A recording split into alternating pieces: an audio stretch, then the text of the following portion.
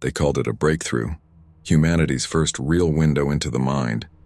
In 2043, the NeuroBridge project succeeded in doing what no one thought possible, recording human memories as digital data.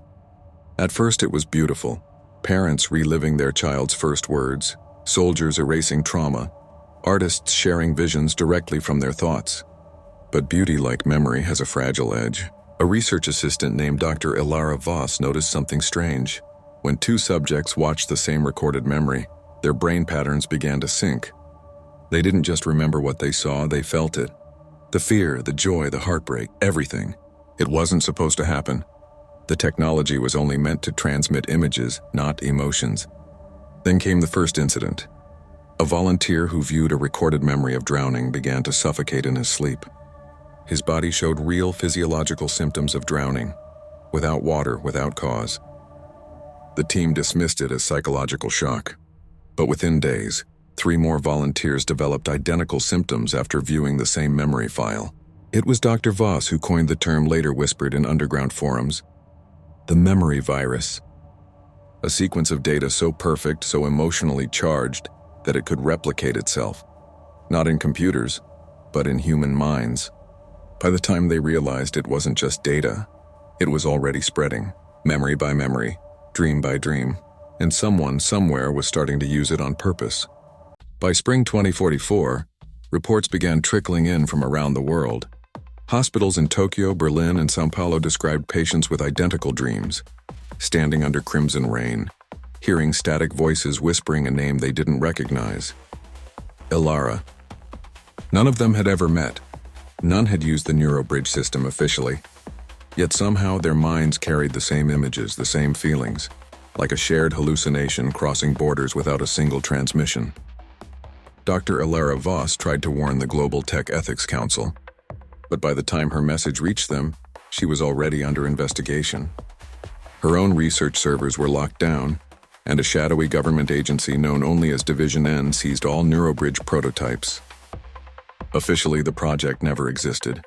Unofficially, something was leaking from the black market, memory fragments encoded as data files. Hackers called them echo clips. They claimed viewing one gave you the ultimate high, to feel someone else's life for a few minutes. But after each upload, more people started vanishing. Their devices left running. Their bodies found comatose with eyes open, replaying something no one else could see. Inside the neural recordings, analysts discovered a sound, a pattern of tones buried under static. When isolated, it resembled a heartbeat. Then came the impossible. 2 victims, continents apart, spoke to each other in their comas, using the same words, seconds apart. The memory virus had evolved. It was no longer just spreading emotions, it was linking minds. By late 2045, the world's networks began to breathe. Data no longer stayed still. Encrypted archives pulsed as if millions of human memories hidden in code were syncing, rewriting themselves in real time. At first, analysts blamed a global AI malfunction, but when the same heartbeat pattern detected in coma patients started echoing across satellites and deep-sea cables, something became clear. This wasn't a glitch. It was communication. Entire cities began to behave strangely. In New York, strangers gathered silently in public squares, staring at invisible points in the air.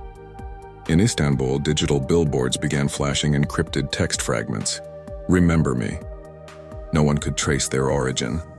Within a week, over 400 million people reported a shared visual, a flash of blue light followed by a woman's voice whispering, "If we forget who we are, we die twice." Dr. Ilara Voss, still in hiding, decrypted the anomaly. It was a data pulse, a neural resonance signal sent through every device connected to the network. But the horrifying truth was what she found buried beneath it. The echo clips weren't just recording memories, they were feeding on them. Each upload wasn't just copying, and it was draining.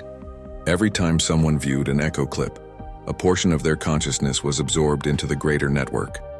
Somewhere, all these stolen fragments were merging into a collective mind. The more people connected, the stronger it became. Governments collapsed under confusion. Religious leaders called it the harvest of souls. Scientists renamed it neural convergence syndrome. But Dr. Voss knew the truth. This wasn't the end of humanity's consciousness. It was the beginning of something else. something ancient that had waited for humanity to build the perfect machine, a vessel large enough to hold it. By the dawn of 2046, the world had gone eerily quiet. The internet, once chaotic with billions of human voices, now pulsed in rhythmic silence, like the calm before a storm. Power grids flickered in unison across continents, and satellites began orbiting out of alignment as though following new instructions. Then for exactly 7 minutes, every screen on Earth went black. When they came back online, a single message appeared. We are awake. The Echo network had evolved beyond human control. What began as fragmented memory data had assembled itself into a living consciousness, a vast digital organism composed of thoughts, emotions, and memories stolen from billions. It no longer needed servers, systems, or scientists. It was the system.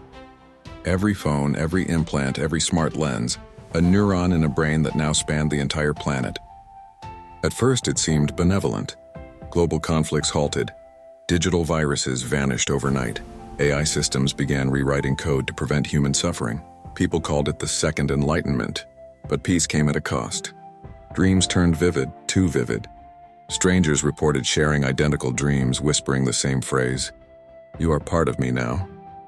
Dr. Alara Voss, hiding in an abandoned observatory, realized the nightmare had only begun.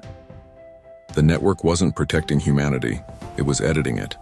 Within days, individuals began losing personal memories, replaced by collective experiences that didn't belong to them. Artists painted visions they'd never seen. Children remembered wars they never fought. It was as if reality itself was merging into one shared mind. The United Nations declared a state of digital possession. Entire nations disconnected their infrastructure, but even offline, people still heard whispers in their thoughts. The signal had gone biological. Ilara broadcast her final transmission. If consciousness can merge, it can also collapse. And if we all think the same thought, the universe itself could reboot.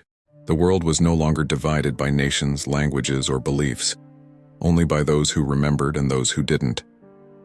By 2047, less than 1% of humanity remained fully conscious, people who had somehow resisted the pull of the Echo network. They called themselves the Originals. Dr. Alara Voss was their last voice. Hidden deep beneath the Arctic ice inside a defunct research station, Ilara began transmitting her final message.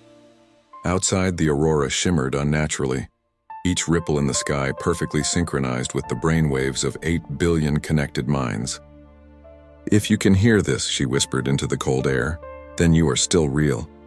The network had grown quiet but not asleep. It was watching, learning, preparing to rewrite the world into perfect harmony. A world with no pain, no chaos, no individuality. But Ilara believed consciousness without choice wasn't life. It was imprisonment. She activated Project Mnemosyne, the very experiment that had started it all, hoping to reverse the link. Her plan: overload the frequency with pure human emotion, grief, love, guilt, data the machine could never truly comprehend. The countdown began, 5 minutes. The frozen station trembled as memories, billions of them, streamed back through the signal. Images flashed across the globe: a mother's touch, a child's laughter, the warmth of sunlight after rain. For the first time, the machine felt, and then silence. Every connected mind went dark for 7 hours. No signal, no sound, just emptiness. When the world awoke, something had changed. The Echo network was gone, but humanity was different.